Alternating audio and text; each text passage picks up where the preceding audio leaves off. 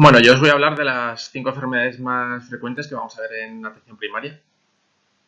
El paciente con artritis reumatoide es aquel que viene a consulta con al menos una articulación con signos clínicos de sinovitis sin una causa conocida. Las articulaciones típicas donde aparece es en las metacarpofalángicas e interfalángicas proximales, de forma bilateral y simétrica, aunque también puede debutar en otras localizaciones como en las rodillas. En fases avanzadas cursa con deformidad, siendo típica la desviación cubital de la mano. Las manifestaciones extraarticulares pueden ser muy variadas, desde alteraciones pulmonares a amiloidosis, entre otras muchas. Es importante realizar un buen diagnóstico diferencial con la artrosis de las manos y nunca olvidar la subluxación aldoaxoidea. Existen unos criterios diagnósticos en los cuales no aparece la radiología, debido a que esta puede confundirse con la artrosis.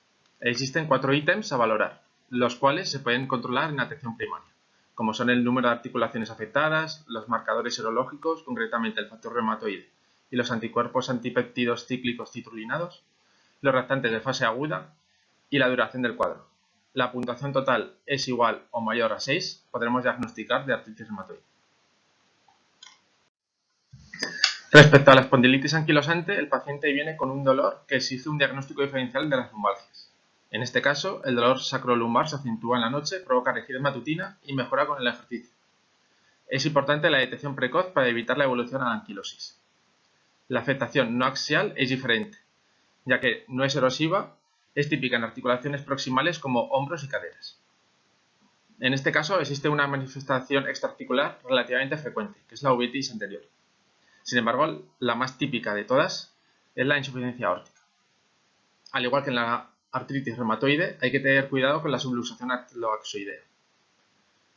En este caso, la radiología de la pelvis sí estaría indicada como primera actuación. La determinación del HLA-B27 orienta el diagnóstico, aunque no se incluye como criterio diagnóstico ni como indicador de gravedad. Los criterios de Nueva York incluyen criterios clínicos y radiológicos. Para confirmar la enfermedad tiene que existir al menos un criterio radiológico y uno clínico.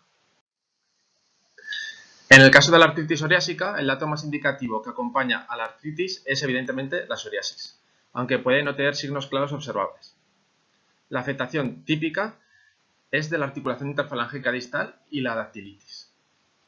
Existen diferentes patrones de presentación, siendo la más frecuente la poliartritis simétrica. Una alteración típica es la distrofia ungueal psoriásica, y el HLA-B27 puede ser positivo hasta en el 50% de los pacientes. En este caso, las manifestaciones extraarticulares típicas son la uveitis o la conjuntivitis, además de la patología cutánea, como es evidente. Los criterios Caspar son clínicos, analíticos y radiológicos, por lo que también, en este caso, pueden ser utilizados en atención primaria.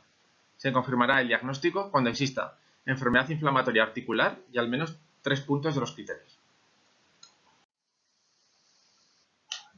La osteoporosis es una enfermedad muy prevalente en la población, especialmente en mujeres posmenopáusicas, por lo que hay que tenerla en cuenta especialmente debido a su carácter silente. Puede no dar síntomas hasta la aparición de fractura patológica. Desde atención primaria no se puede solicitar una densitometría ósea y por lo tanto no es un diagnóstico realizado en nuestra consulta. Sin embargo, sí podemos diagnosticarla si se presenta con una fractura patológica, frecuentemente de una o varias vértebras por aplastamiento. Recordamos que una densitometría ósea de menos 2,5 desviaciones típicas es diagnóstico de osteoporosis. En cualquier caso, sí nos sirve de utilidad una buena historia clínica y detectar factores de riesgo, principalmente la edad, el índice de masa corporal, las fracturas por fragilidad previas o maternas, la toma de corticoides o la frecuencia de caídas en un año. Al menos en personas con factores de riesgo y que pensemos que puedan tener osteoporosis, medir de forma anual el índice de masa corporal y los niveles de vitamina D pueden ser de mucha utilidad. No menos importante es descartar causas secundarias, para lo cual puede ser de utilidad una analítica completa con hormonas tiroideas, paratormona o perfil renal y hepático.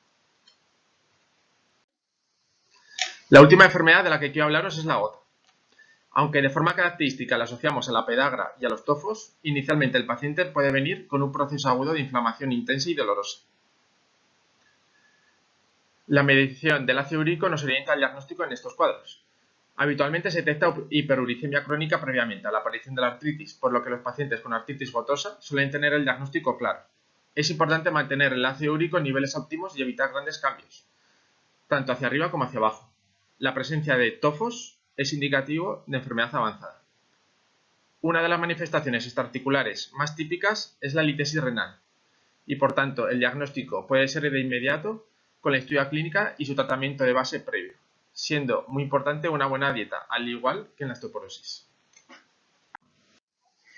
Como hemos visto anteriormente, la patología osteomuscular es derivada en su gran mayoría a las especialidades de rehabilitación y traumatología, y en ocasiones estas consultas no son correctas.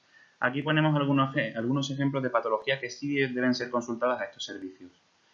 En primer lugar, a la especialidad de traumatología debería derivarse la patología con cervicalgia traumática y pérdida objetiva de fuerza en miembros superiores, así como las lumbalgias por fracturas traumáticas, las deformidades en pie dolorosos y susceptibles de intervención quirúrgica, patología relacionada con túnel del carpo, tendinitis y patología de partes blandas con necesidad de intervención quirúrgica y el dolor postraumático en niños.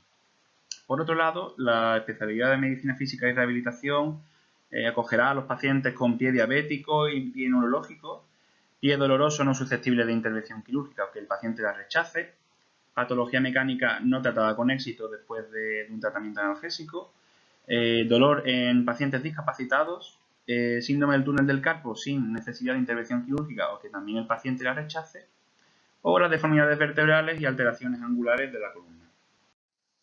Por último, vamos a resumir algunas de las conclusiones principales y de ideas que queremos que este trabajo os llegue, que en este caso es la anamnesis y la exploración física, que es el pilar fundamental, la valoración de la patología osteomuscular.